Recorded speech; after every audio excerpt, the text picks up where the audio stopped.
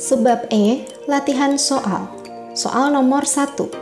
Perbedaan distribusi kekayaan, kekuasaan, hak istimewa, dan akses anggota masyarakat dalam memanfaatkan sumber daya merupakan konsep sosiologi yang disebut A. Ketidakadilan sosial, B. Kemiskinan, C. Stratifikasi sosial, D. Diferensiasi sosial, E. Ketidaksamaan sosial. Kita cari kata kuncinya. Yang pertama adalah perbedaan. Perbedaan dalam apa?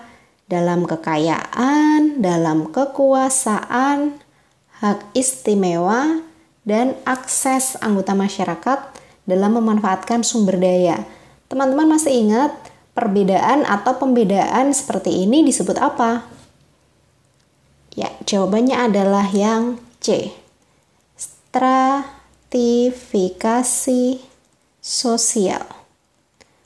Artinya adalah pembedaan atau penggolongan anggota masyarakat ke dalam lapisan-lapisan sosial atau dalam kelas-kelas sosial yang sifatnya bagaimana? Yang vertikal atau bertingkat atau hierarkis, sama saja istilahnya. Jadi pembedaan yang sifatnya vertikal atau bertingkat. Ada yang di bawah, ada yang menengah, ada yang atas misalnya. Nah, kemudian menurut Selo Sumarjan, ukuran-ukuran stratifikasi itu apa saja? Masih ingat? Ukuran stratifikasi sosial menurut Selo Sumarjan. Yang pertama, ada kekayaan. Yang kedua, ada kekuasaan. Yang ketiga, ada kehormatan. Dan yang keempat adalah pendidikan atau ilmu pengetahuan. Jadi anggota masyarakat yang memiliki ukuran-ukuran ini lebih banyak, maka dia akan ditempatkan di kelas atas. Sedangkan mereka yang punya ukuran-ukuran ini lebih sedikit, maka akan ada di kelas bawah. Misalnya, artis yang punya kekayaan luar biasa, berarti secara ekonomi dia ada di lapisan atas. Kemudian manajer yang punya kekayaan lumayan, berarti ada di lapisan menengah. Sedangkan rakyat biasa, buruh misalnya, dengan penghasilan yang pas-pasan, itu secara ekonomi ada di lapisan bawah. Seperti itu yang disebut sebagai stratifikasi sosial. Bisa dipahami? Soal nomor 2. Sistem stratifikasi sosial masyarakat secara diagramatik selalu berpola A. Bujur sangkar, B. Persegi panjang, C. Piramida, D. Lingkaran, E. Segi 6. Teman-teman sudah melihat materi dari Kak Di kan? Di video materi Kak Di sering menggambar. Nah, secara diagramatik, stratifikasi itu digambarkan dengan bentuk apa sih? Biasanya Kak Di akan menggambar seperti ini. Kalau stratifikasi sosial tertutup, berarti garisnya tegas misalnya. Perpindahannya hanya di kelas ini saja. Kalau stratifikasi sosial terbuka, berarti Kak Di akan menggambarnya dengan garis putus-putus. Nanti ada garis ke atas, garis ke bawah. Artinya bisa melakukan perpindahan status. Nah, ini secara diagramatik adalah gambar dari stratifikasi sosial. Ini gambar apa? Di sini tidak ada istilah segitiga ya. Istilah yang lebih tepat adalah piramida. Seperti dalam geografi, dalam demografi, kependudukan itu digambarkan dengan piramida. Jadi secara diagramatik, kependudukan itu digambarkan dengan piramida. Begitu pula stratifikasi sosial. Oke? Soal nomor 3. Untuk menciptakan keteraturan dalam masyarakat, pelapisan sosial pada masa penjajahan Belanda dikelompokkan menjadi bangsa kulit putih, timur asing, dan pribumi. Fungsi sistem pelapisan tersebut adalah A. Menyelaraskan persamaan hak di masyarakat pribumi. B. Menyetarakan kedudukan sosial kaum pribumi. C. Memberikan motivasi untuk meningkatkan strata sosial. D. Mendistribusikan peran sosial sesuai tujuan individu. Dan E. Mengidentifikasi ciri fisik yang mendasari pelapisan. Kita pahami dulu, dalam pertanyaan ini yang ditanyakan adalah pelapisan sosial pada masa penjajahan Belanda. Pada masa penjajahan Belanda. Oke? Nah, pada masa penjajahan Belanda, di Indonesia ada stratifikasi sosial yang membagi bangsa kulit putih itu ada di posisi paling atas.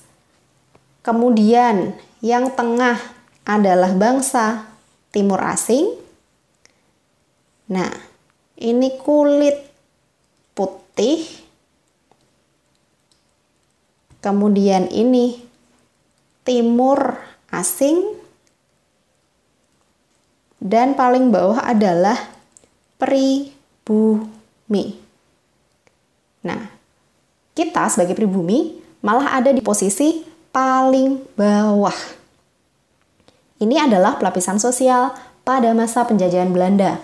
Kita ditempatkan dalam posisi paling bawah. Sebenarnya fungsi pelapisan sosial ini kenapa kemudian dibuat seperti ini oleh orang-orang Belanda waktu itu adalah karena ciri-ciri fisiknya. Jadi orang-orang kulit putih itu akan ada di sini, secara fisik jelas terlihat akan ada di situ. Orang-orang dengan kulit putih dan mata sipit itu adanya di sini. Orang-orang Cina yang waktu itu banyak berdagang dan lain sebagainya. Sedangkan bangsa pribumi kita dengan ciri fisik yang sangat jelas, kulit sawo matang dan lain sebagainya itu ada di posisi paling bawah. Oke? Jadi fungsinya adalah yang E. Mengidentifikasi ciri fisik yang mendasari pelapisan sosial. Kemudian fungsi stratifikasi sosial yang lain. Secara konsep fungsi stratifikasi sosial adalah yang pertama, distribusi hak istimewa. Adanya hak-hak istimewa yang kemudian didistribusikan sesuai dengan posisi atau kedudukannya. Yang kedua, penentu simbol status. Yang kedua adalah penentu simbol status atau kedudukan. Karena memiliki kedudukan yang tinggi, misalnya kemudian harus menunjukkan diri dengan simbol-simbol tertentu. Berpakaian yang bermerek misalnya, pakai tas bermerek, pakai jam ratusan juta misalnya. Nah, itu adalah penentu simbol status. Selanjutnya, tingkat mudah atau sukarnya berpindah kedudukan. Dengan adanya pelapisan sosial, kita jadi tahu apakah nanti ada sistem pelapisan sosial yang terbuka atau tertutup. Kalau terbuka berarti berpindah kedudukannya itu mudah, sedangkan kalau tertutup pelapisannya, maka berpindah kedudukannya itu susah. Selanjutnya,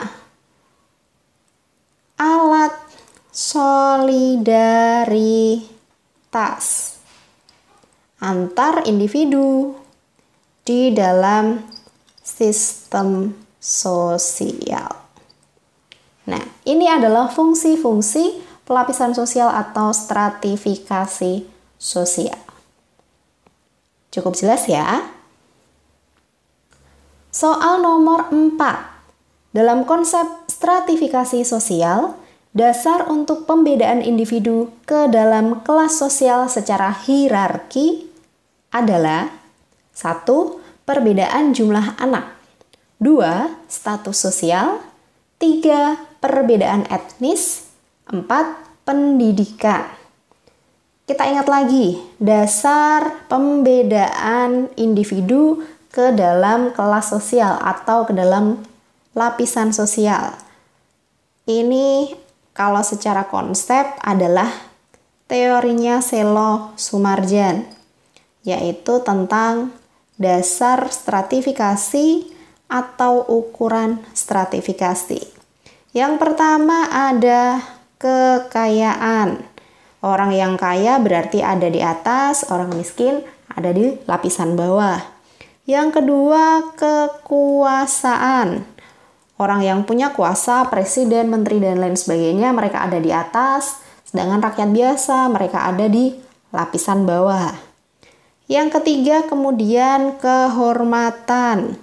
Tokoh masyarakat seperti itu lebih dihormati, berarti ada di posisi atas.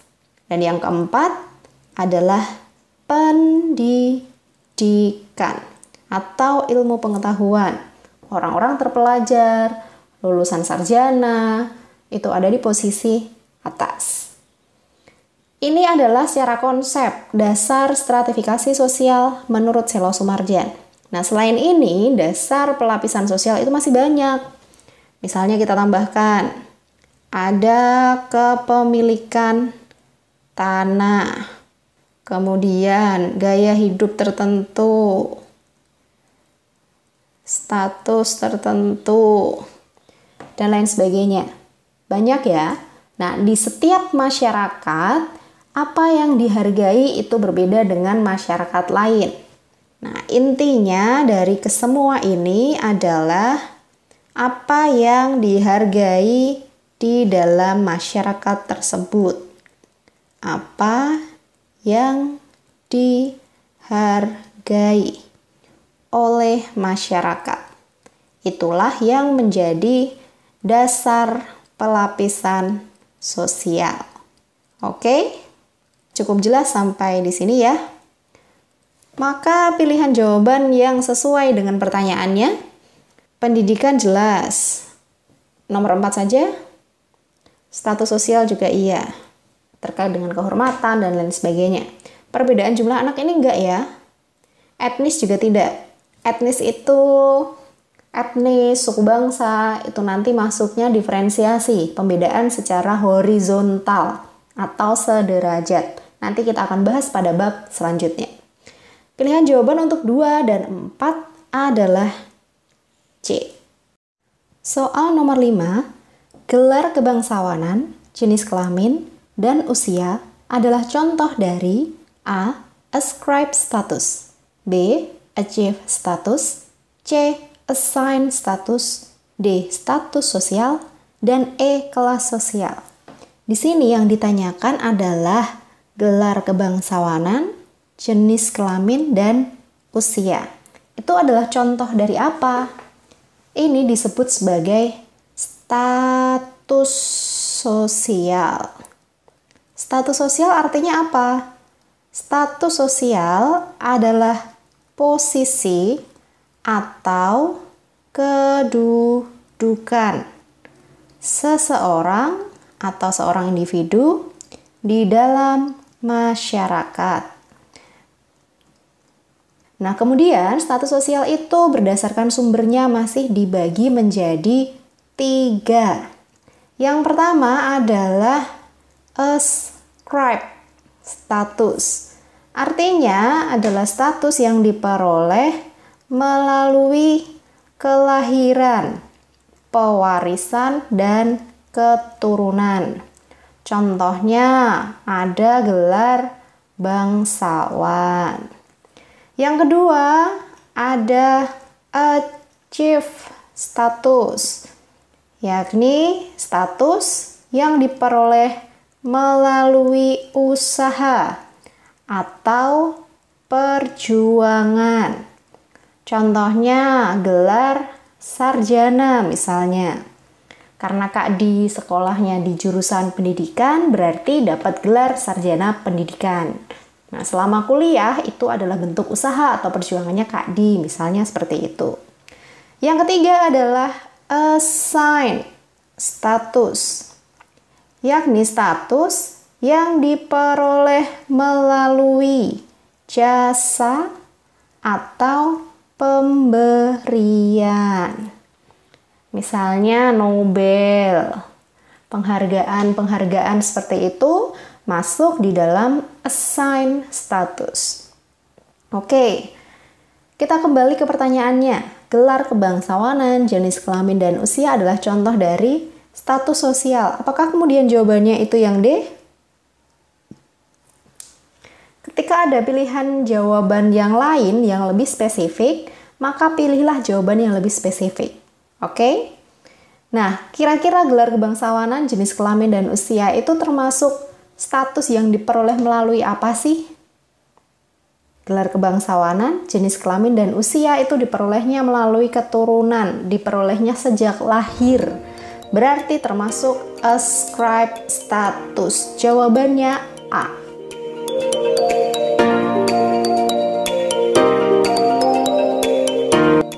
Soal nomor 6. Dalam pelapisan masyarakat ada status presiden, gubernur, wali kota, camat, dan lurah. Status diperoleh melalui A. Keturunan, B. Penghargaan, C. Pemberian, D. Penunjukan, E. Perjuangan. Kali ini yang ditanyakan adalah status presiden, gubernur, wali kota, camat, dan lurah. Kira-kira status ini diperolehnya melalui apa? Kita ingat lagi, tadi ada 3 sumber status. Yang pertama adalah ascribed status. Diperolehnya melalui keturunan atau pewarisan atau kelahiran. Contohnya adalah gelar bangsawan misalnya. Yang kedua ada achieve status, yakni status yang diperoleh melalui usaha dan perjuangan. Misalnya, tadi dicontohkan ada sarjana, karena harus kuliah dulu supaya dapat gelar sarjana. Yang ketiga, ada assigned status, diperolehnya melalui pemberian, penghargaan, jasa. Nah, itu adalah assigned status. Contohnya misal Nobel. Oke. Nah, karena yang ditanyakan adalah presiden, gubernur, wali kota, jabatan-jabatan itu atau status-status itu diperolehnya melalui apa? Melalui achieve. Sama seperti gelar sarjana, jadi harus diperjuangkan atau diusahakan. Berarti jelas jawabannya adalah yang E, perjuangan. Soal nomor 7.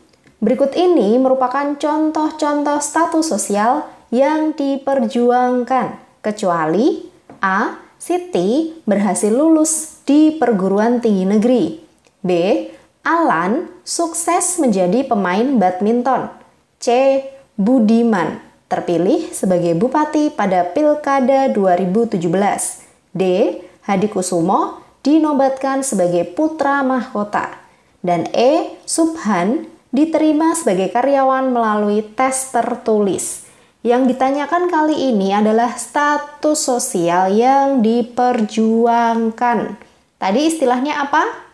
Achieve status, yakni status yang diperjuangkan. Tapi ingat, ada kecualinya.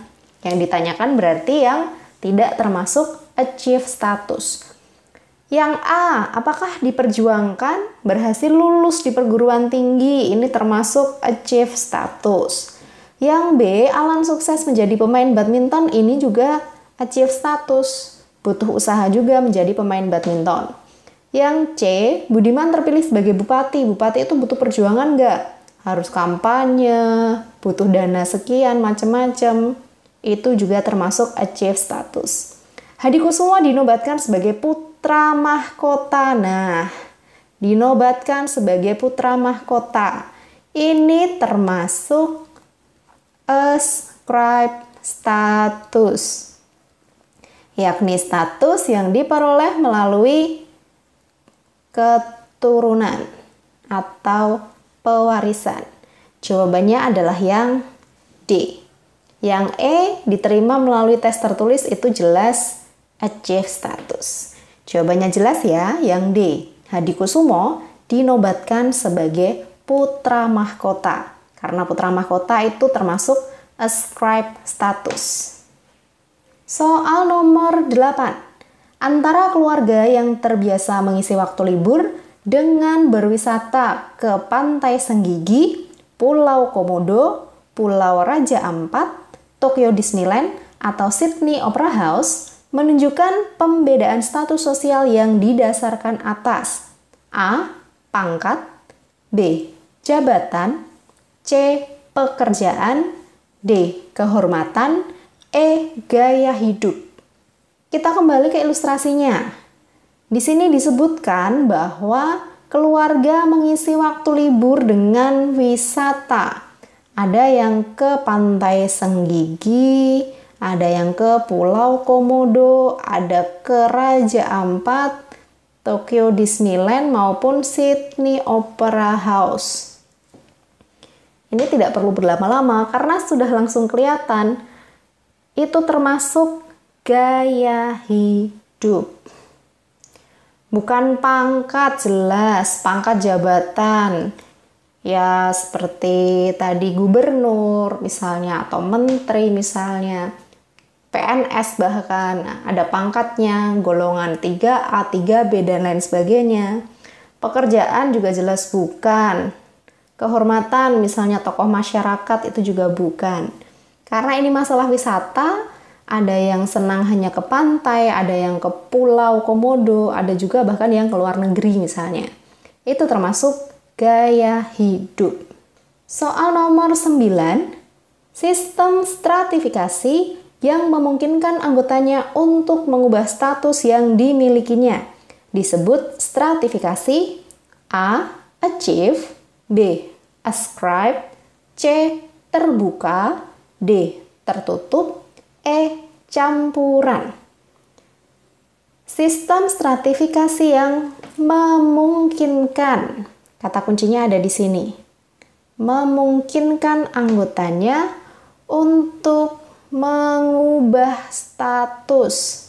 Jadi boleh mengubah status yang dimiliki. Kalau digambarkan nanti berarti dengan garis yang putus-putus. Karena boleh mengubah status. Bisa naik maupun turun karena boleh mengubah status. Ini disebut sistem stratifikasi yang bagaimana? Yang open stratification atau istilah lainnya adalah stratifikasi terbuka. Jawabannya adalah yang C. Ada berapa sistem stratifikasi berdasarkan sifatnya ini? Ada 3. Yang pertama ini sudah yang terbuka. Yang kedua, tertutup. Kalau tertutup itu berarti tidak ada kemungkinan untuk naik maupun turun status. Jadi ya statusnya hanya bergerak di sini. Tidak bisa naik maupun turun, tapi berpindahnya secara horizontal. Ini adalah stratifikasi tertutup. Nah, yang nomor 3, ini yang sedikit berbeda. Karena boleh berpindah status di bidang tertentu saja. Dan tidak boleh berpindah status di bidang yang lain. Ini disebut sebagai stratifikasi campuran. Cukup jelas ya? Soal nomor 10. Dosen mengajar, pengasuh anak menyuapi balita yang diasuh, ayah bekerja mencari nafkah bagi keluarga. Tugas, wewenang, dan tanggung jawab yang melekat pada diri terkait dengan statusnya disebut A. Hubungan sosial, B. Status sosial, C. Sistem sosial, D. Peranan sosial, dan E. Tanggung jawab sosial. Tugas, wewenang, dan tanggung jawab. Apakah tanggung jawab sosial istilahnya? Bukan ya. Tugas, wewenang, maupun tanggung jawab terkait dengan status. Karena memiliki status tertentu, maka ada tugas tertentu yang mengikutinya. Itu disebut apa?